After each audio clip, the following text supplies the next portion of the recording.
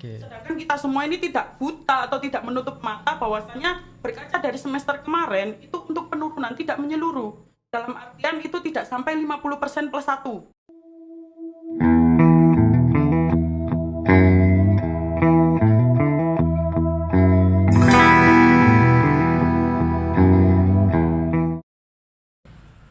Assalamualaikum warahmatullahi wabarakatuh. Kembali lagi di Dialektika Channel yang akan mengupas tuntas tentang persoalan-persoalan di Bangkalan, terutama di kalangan mahasiswa seperti itu. Nah, pada kesempatan kali ini kita sudah kedatangan narasumber paling istimewa gitu. Di sini ada Mas Faik sebagai Presiden Mahasiswa UTM. Bagaimana kabarnya, Mas?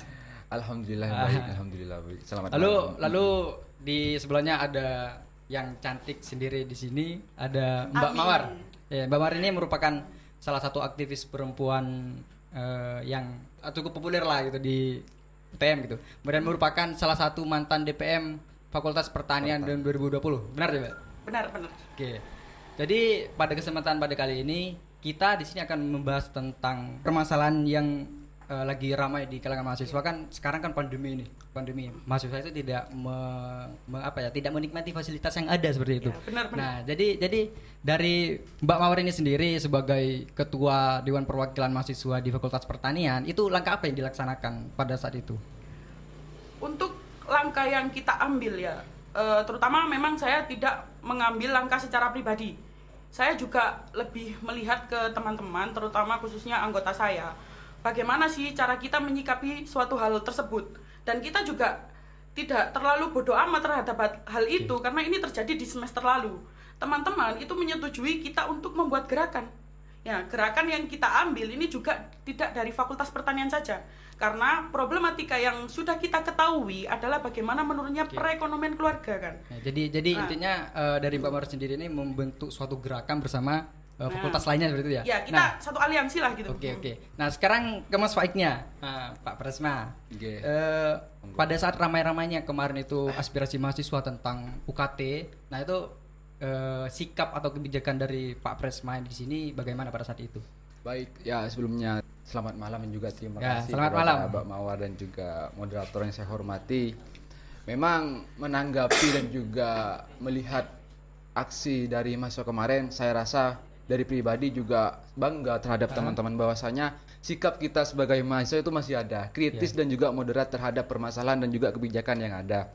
Akan tetapi karena memang sebelum aksi tersebut dari BMKM sendiri selaku saya Presma tahun sekarang itu memang sebelumnya sudah menembusi beberapa kebijakan, diantaranya seperti segera dikeluarkannya edaran perihal pengajuan penurunan UKT. Karena memang kemarin yang saya lihat dari tuntutan teman-teman yang aksi kemarin memang saya rasa juga rasional, karena memang keadaan yang saat ini yang di tengah pandemi COVID-19 memang tidak merasakan segala perasaan dan kampus, akan tetapi teman-teman mahasiswa itu dipaksa ataupun dituntut untuk membayar UKT sesuai penuh. Tetapi kita terlihat jauh lebih dahulu, karena tapi seperti itu mungkin dalam beberapa kebijakan memang kita harus memahami seperti apa nantinya dampaknya dari teman-teman semua. Kemarin saya juga setuju kalau semisal teman-teman mengadakan aksi perihal keberatan untuk pembayaran UKT seperti itu. Jadi intinya Pak Presma ini setuju lah terhadap setuju. gerakan tersebut ya. Nah, dari sikap sendiri atau BEM itu kan fasilitas lah, memfasilitasi kawan-kawan gitu. Itu pada saat itu Mas Faik ini sendiri di sini sebagai apa ya? Kemarin perihal hal itu juga saya menanggapi, karena memang sebelumnya juga ngopi dengan korlapnya Saudara Wahid itu memang sudah tahu beberapa press release-nya. Ya, dari kami itu tetap mengawal, karena memang alasan dari pimpinan Universitas Trunojoyo Madura itu tuntutan dari teman-teman aksi gerakan kemarin itu tidak rasional katanya, karena memang meminta untuk 50% agar dipangkas. Tadi tuntutannya katanya pihak rektorat itu tidak rasional gitu. Nah, menanggapi hal tersebut, Mbak Mawar itu bagaimana?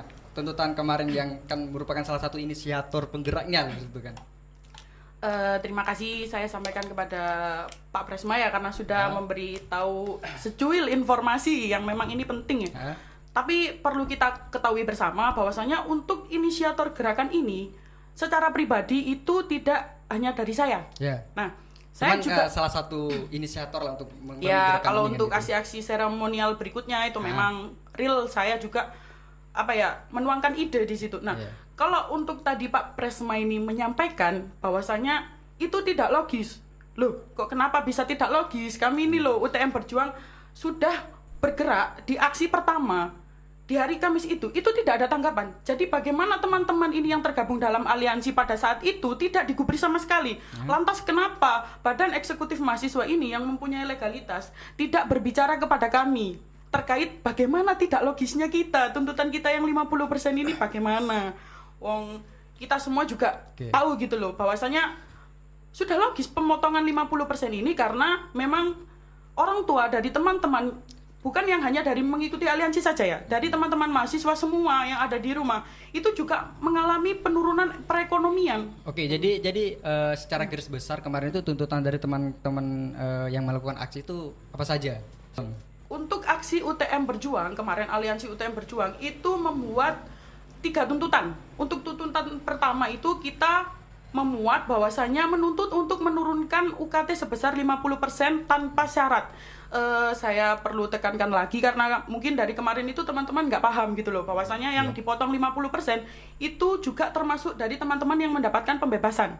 Betul kan Pak Pres? Betul, Ya, betul. pemahaman teman-teman itu seperti itu. Cuman saya tekankan lagi kalau untuk pemotongan 50% ini kita mengacu kepada teman-teman yang tidak dibebaskan secara bersyarat. Lah, kalau untuk yang pembebasan bersyarat ya sudah, kalian udah bebas gitu loh mendapatkan free UKT, yang KIP ya terserah. Lah itu untuk tuntutan kita pertama. Kalau untuk tuntutan kedua kita meminta waktu pemunduran pembayaran. Oke, Mas Waik, tadi kan sudah merupakan permasalahan yang ada lah Iya, gitu ya, iya, dinamika benar. yang ada dalam pergerakan itu, dan Mas Waik itu sendiri kan sebagai badan eksekutif mahasiswa kan ya. Mahasiswa. Itu kan di sana kan sebagai penyembung lidah mahasiswa lah seperti itu. Itu bagaimana pada saat itu? Ya, paham. Mungkin sebelumnya saya juga luruskan kepada saudara saya, rekan saya Mawar, Ya, mungkin sebelumnya dan juga kepada pemirsa. kepada pemirsa juga semua agar juga tahu. Memang jikalau semisal BEM itu dibilang sebagai orang tua ataupun jembatan antar mahasiswa terhadap pimpinan, saya sangat setuju karena tugasnya BEM di sana hadir untuk merangkul seluruh aspirasi dan juga apa sih yang dihadapi oleh mahasiswa. Tetapi BEM juga di sana terlebih dahulu harus menimbang juga menyeleksi apa sih nanti yang harus kita terima. Nah, dari kemarin memang sebelumnya jikalau semisal pimpinan itu tidak benar, ya BEM harus berkata tidak benar. Tetapi melihat untuk yang 50%, jika kita berbicara yang 50% dulu Mbak, itu jikalau dari kemarin yang saya hasil audiensi dengan para pimpinan, ya gampangnya kita kalau semisal meminta penurunan UKT tanpa bersyarat, ibarat kita meminta proposal tanpa LPJ. Karena memang sudah jelas dalam peraturan Permen itu bahwasanya dalam pasal 9 itu harus mengajukan seperti itu. Nah. Semisal nanti dari pimpinan itu ditanyakan, ini loh bukti pengajuannya, karena kita harus taat administrasi seperti itu. Itu. Nah, berarti Mbak Mawar sendiri kemarin kan kalau tidak salah itu ada juga bahwasanya itu harus dihapuskan ya, peraturan harus mengajukan terlebih dahulu. Ya. Itu bagaimana? Saya luruskan kembali ya untuk jawaban tadi sebelum saya menjawab pertanyaan dari Pak Presma ini, pernyataan ya lebih tepatnya. Tadi sudah dijawab bahwasanya Mas Faik ini sebagai Presma, beliau ini menyetujui bahwasanya aksi teman-teman ini memang sangat bagus, kritis dan progresif. Nah, yang saya tanyakan ini Pak Pres, kalau memang setuju ya, kenapa aksi kita ini dilaksanakan di mana hari BEM itu mengeluarkan SK bahwasanya apa?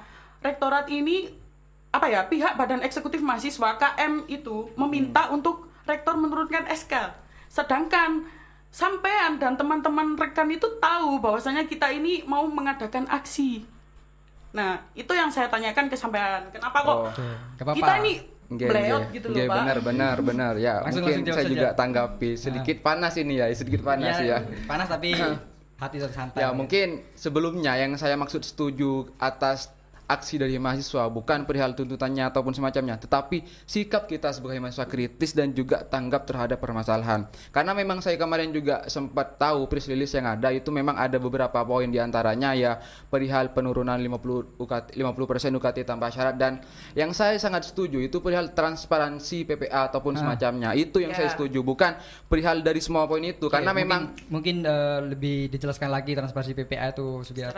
Benar, itu saya juga mendukung. Tetapi kalau untuk yang 50% kita juga perlu pahami bagaimana nanti dari, kan saya juga belum tahu apa fungsinya ataupun titik apa yang mau dicapai seperti itu, karena memang kemarin yang saya sampaikan seperti itu dari BEM sendiri. Nah, kalau boleh tahu kemarin itu gerakan yang dilakukan oleh Mbak Mawar itu sendiri itu konsolidasi dengan siapa saja ya? Kalau untuk aliansi UTM Berjuang ini, kita tidak pandang bulu konsolidasi pada siapapun. Jadi ini menyeluruh untuk seluruh elemen, termasuk adanya badan eksekutif maupun dewan perwakilan dari setiap fakultas. Nah, itu apa yang menjadi tuntutan tadi? Apakah sudah semuanya diterrealisasikan oleh pihak rektorat atau bagaimana? Untuk pemotongan 50% itu yang pertama, secara intens yang bebas bersyarat itu tidak ikut dalam pemotongan. Lalu yang kedua adalah perpanjangan pembayaran. Terus yang ketiga adalah transparansi PPA. Nah, kalau misalkan tadi ini Pak Presma menyetujui adanya transparansi PPA, saya agak lupa ingat ya Pak, kalau di SK-nya sampean ini waktu sampean mengirimkan hasil audiensi, sampean menanyakan nggak tentang PPA? Oke, baik. Saya langsung tanggapi Pak Moderator. Mungkin untuk yang perihal hasil audiensi di SK saya, karena memang SK itu keluar sebelum adanya aksi, sebelum keluarnya press release. Jadi yang saya dulu sangat dibawa itu perihal menekankan untuk segera rektorium mengeluarkan surat edaran pengajuan penurunan agar segera dikeluarkan, karena memang ditakutkan nanti berdampak pada poin kedua itu nanti perpanjangan pembayaran itu kapan. Soalnya kalau sekarang sudah tanggal 9 sedangkan terakhir tanggal 11 itu kan juga mahasiswa yang tidak mendapat bagaimana nanti seperti itu. Di saat Mas Faiknya sendiri melakukan apa tadi aspirasinya tadi untuk penurunan, itu tanggapan dari pihak rektorium itu bagaimana? Ya, yang kemarin yang saya garis bawahi tanggapan dari pihak pimpinan. Satu, semisal nanti ada teman-teman mahasiswa Universitas Trunojoyo Madura yang drop out atau DO karena tidak mempunyai biaya, pimpinan siap menalangi dengan catatan dia memang benar-benar tidak punya biaya seperti itu. Itu yang saya tanggapi. Yang kedua, perihal untuk surat edaran, karena memang kemarin saya tembusi itu belum keluar, itu ya siap Mas, dengan catatan nanti saya selesaikan dulu dengan seluruh pimpinan yang ada di rektorium. Surat edarannya itu isinya itu apa gitu? Yang dari BMKM. Untuk yang dari BMKM, yang surat edarannya itu ada dua. Yang pertama, mendesak untuk pimpinan rektorium agar segera mengeluarkan surat pengajuan keturunan UKT agar teman-teman itu tidak digantung. Kapan kita mau? Agar jelas gitu. Itu. Setelah itu kan mungkin nanti kita ada tindak lanjut. Apakah nanti teman-teman sudah diterima semua? Karena sebelum itu saya juga menanyakan untuk yang pengajuan kemarin itu sebesar 6 orang cuma tidak diterima. Karena dengan catatan 3 orang itu tidak melanjutkan kuliah, 3 orang itu tidak memenuhi syarat ataupun administrasinya cacat seperti itu. Mungkin salah satu yang tidak memenuhi syarat itu mungkin Pak Presma di sini paham. Paham. Kemarin yang dicontohkan oleh pihak pimpinan itu mencontohkan bahwasanya mahasiswa tersebut sulit menemukan KIP ataupun KTM, surat keterangan tidak mampu, karena memang di desanya itu dia tidak pro terhadap Pak Kalebun. Mungkin teman-teman tahu bahwasanya di Madura kalau sudah tidak mendukung Kalebun, segala hal apapun dalam kehidupan sosialnya itu dipersulit seperti itu. Itu permasalahan luar di luar ini ya. Mbak Mawar sendiri. Kemarin kan apa yang menjadi tuntutan itu tidak ada yang terrealisasikan seperti itu. Mungkin langkah selanjutnya dari Mbak Mawar itu sendiri apa? Kalau aku kurang setuju ya sama pernyataan yang dikeluarkan dari bos. Bukan kita ini tidak terrealisasi, tapi kita juga butuh dukungan gitu loh. Jadi teman-teman organisasi, terutama Ormawa BEM dan DPR. Ormawa. Karena kan ini kan ada Pak Presma gitu loh di sini. Siap.